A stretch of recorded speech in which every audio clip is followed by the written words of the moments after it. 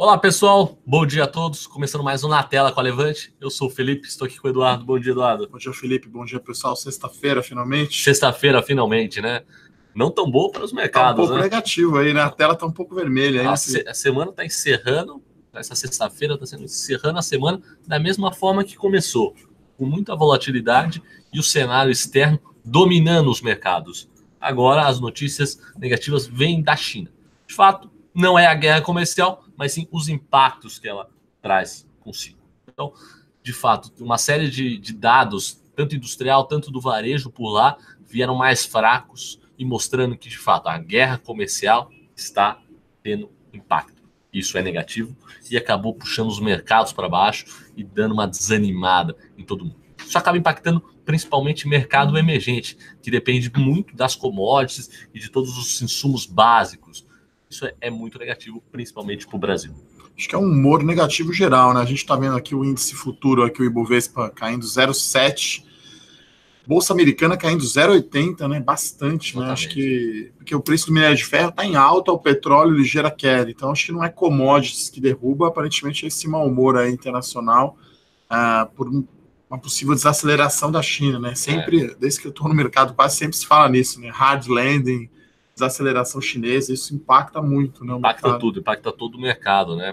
E o minério de ferro está um pouquinho alto hoje, mas a questão, a siderurgia chinesa tem sofrido bastante. É um dos setores que mais sofreram. Você pega o índice de atividade da siderurgia na China, é muito baixo. Isso acaba deixando todo mundo mal-humorado e que, de fato, mostra o reflexo do aquecimento da economia polar, que acaba sendo um grande motor do mundo. Então, isso mostra que a guerra comercial está tendo impacto e é muito negativo. Como o Eduardo falou, acaba impactando o mundo inteiro. Um sentimento mais negativo aí, um humor não tão bom nessa sexta-feira. Agora o Ibovespa à vista já abriu, tá caindo aí 0,18.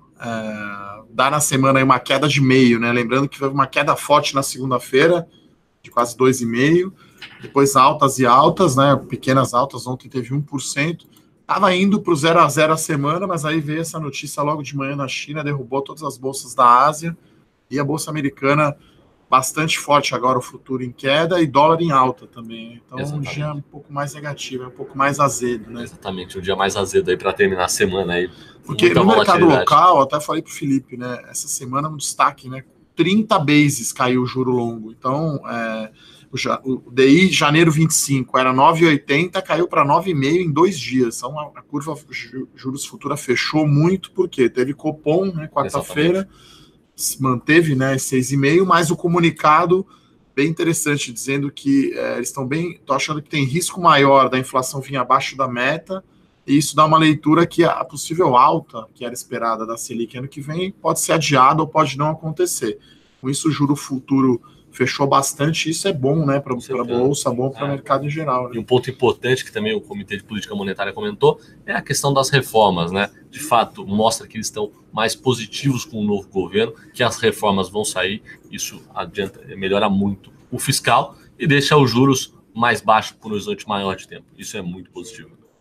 E lembrando, né, que praticamente já está o Congresso brasileiro já de férias, né, uma moleza. Praticamente férias já. Já foi a última sessão, que teve parlamentar chorando, que saiu da Câmara em 30 anos, quer dizer, já está todo mundo em ritmo de férias, mas tem uma coisa relativamente positiva aí para a Eletrobras, né, foi uma guerra aí de liminares que suspendeu o leilão da Amazonas Energia, TST derrubou essa liminar, então o leilão aconteceu.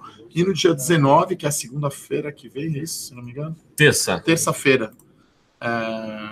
Quarta-feira que vem vai ter o leilão da CEAL, né, que é a Central Elétrica de Alagoas. É a última distribuidora aí da Eletrobras a ser vendida. Então, aí no apagar das luzes, vamos chamar literalmente, o governo está fazendo algumas coisas positivas, né, Felipe? Com certeza, aí nas últimas semanas do governo Temer, tentando de fato ser muito positivo e passar tudo que dá para passar, isso acaba sendo muito positivo. E a CEAL é o último ativo, como o Eduardo falou, das distribuidoras de energia da Eletrobras. Foram vendidas diversas esse ano e é muito importante a CEAL também. E essa acho que é a segunda, eu acho que tem mais interesse, né? A do Piauí foi a Cepisa, foi disputada, né, pela Energisa, pela Equatorial. Essas mais difíceis, Roraima, Amazonas, foi esse grupo Oliveira Energia que levou. E Alagoas, acho que é a segunda aí mais interessante, e aí é ótima notícia para a Eletrobras, né? Porque a Amazonas Energia dava aí EBITDA negativo, uma dívida imensa, um prejuízo consome enorme, caixa né? do governo, né? Consome um caixa absurdo. Então, acho que nessa parte local, né, se vamos chamar mais política, esses são os destaques, né? E do cenário corporativo.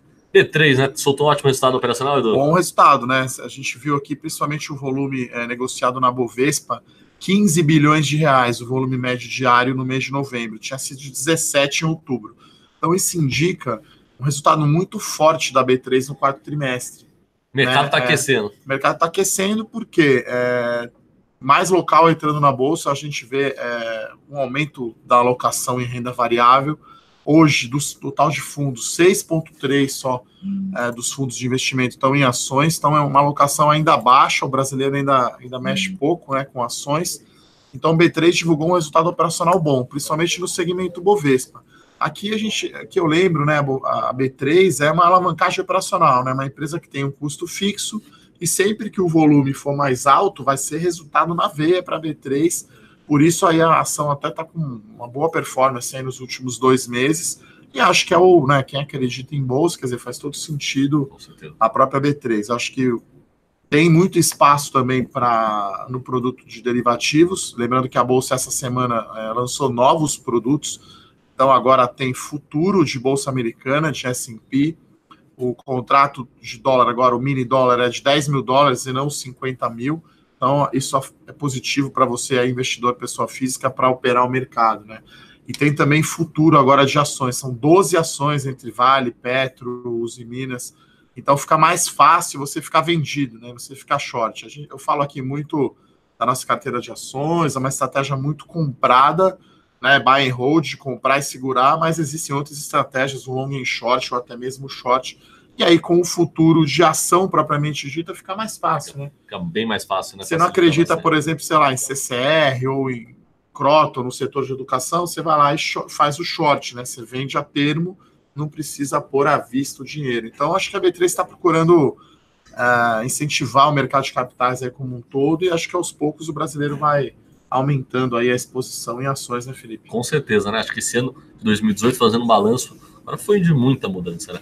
Muita gente, muita pessoa física já entrando na Bolsa, isso é positivo. As taxas de crescimento, a gente olha os números da Bolsa, são altas, isso é muito positivo, mostrando que, de fato, os juros baixos impulsiona a quantidade de pessoas físicas na Bolsa. Isso é muito importante, né? Já acontece em todos os países do mundo. O Brasil, que ficava um pouquinho mais para trás, né? Isso pode acontecer em países emergentes, a gente olha para Chile, Colômbia, Bolívia, o número de pessoas que investem... Bolívia, na boa, não dá, né? Pessoas que investem em ações, com certeza, são maiores ao redor do mundo, emergentes. No Brasil, a gente ficou mais para trás um pouco, principalmente juros altos e principalmente inflação alta.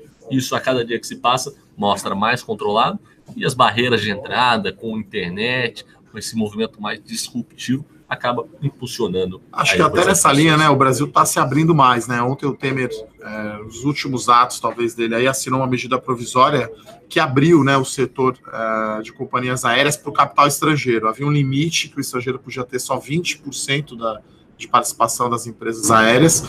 Esse limite foi derrubado, vai para 100%. Então, foi uma coincidência, talvez, de sair justo quando a Avianca pediu a sua recuperação judicial.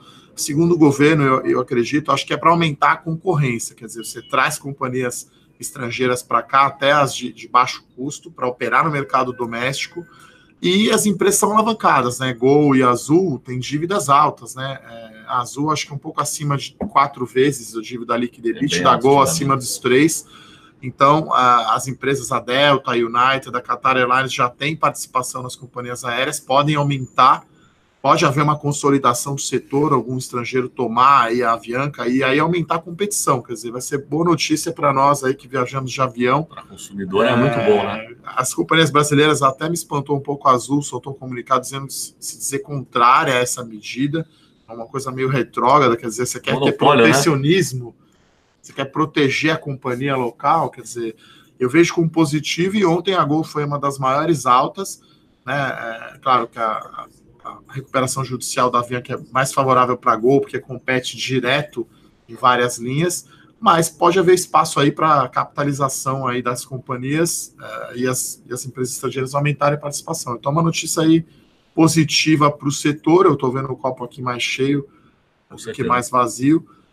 Mais concorrência é sempre melhor, na minha opinião. As empresas vão buscar mais eficiência e para os usuários, né, do serviço melhora, né, Felipe? Com certeza, no longo prazo, mais concorrência acaba gerando mais eficiência, mais inovação, e para o consumidor é um menor preço. Então, é melhor preço, melhor qualidade. Isso não tem como ser ruim para um país. Tem mais um destaque, que é Cyrela. A gente tem falado aqui eu tenho dito nos calls, né, sobre o setor de construção civil, principalmente as empresas mais voltadas à média e alta renda. A Cyrela anunciou um pagamento de dividendo de 230 milhões de reais. Dá um dividend yield, um retorno de dividendos de 4%. Então, a companhia gera muito caixa, ela tem baixa dívida, então ela anunciou um dividendo aí intermediário / extraordinário, vai pagar, se não me engano, 27, é isso, Felipe?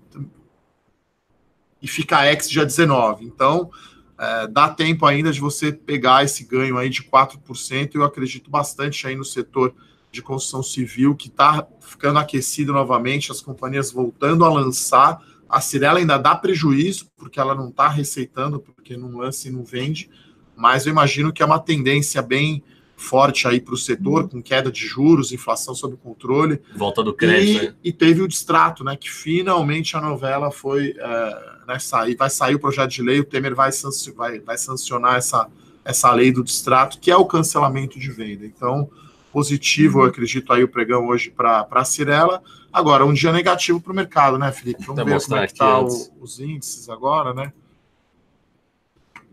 A gente está olhando agora para a Bolsa, está caindo 0,80 à vista, 0,80 à vista, caindo 0,70 o futuro. E o dólar está um pouco mais tímido até que os outros lugares, outros emergentes, né? Está subindo só 0,20, cotada a 3,90. No resto do mundo a gente está vendo uma alta mais forte do dólar, principalmente nos países emergentes, pares do Brasil. Bolsa Europa que também caindo, foi um dia bem negativo por lá, está sendo. Na Ásia foi um dia negativo, mas não tanto, provavelmente vai ter reflexo na segunda-feira, e Estados Unidos um dia bem negativo, quando a bolsa cai 1% lá, é um dia negativo, né, Eduardo? Eletrobras em alta, né, você vê, então, essa notícia do leilão, né, finalmente acabou essa novela do leilão, Amazonas Energia já foi, provavelmente a Alagoas também vai, terão sido 6 distribuidoras que foram vendidas, e há ainda uma discussão sobre um aumento de capital na Eletrobras, né? Então, o governo diminuir a sua participação, acho que é bem melhor do que privatizar, que é muito polêmico, vai ter muita briga, né?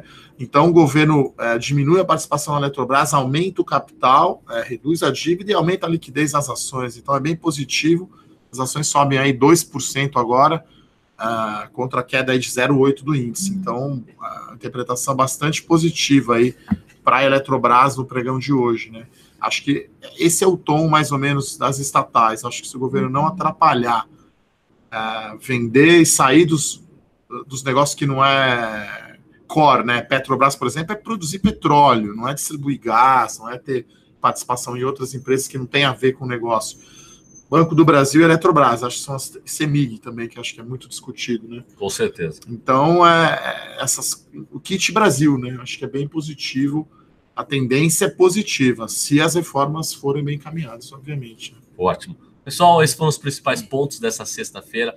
Vamos ficar atento. Próxima semana será bem movimentada. Teremos reunião do Fed lá nos Estados Unidos e vamos ficar de olho quais serão os próximos acontecimentos por lá, que com certeza impactarão os mercados no mundo. Última semana antes do Natal, né? Então tá chegando aí o final do ano. Queria mandar um abraço aí pro Molita da Veda. Prazer aí, acompanha a gente agora todo dia de manhã, nosso Na Tela com a Levante, né, Felipe? Exatamente. Pessoal, um bom dia, uma ótima sexta-feira, a gente vê segunda. Tchau, tchau. Bom fim de semana.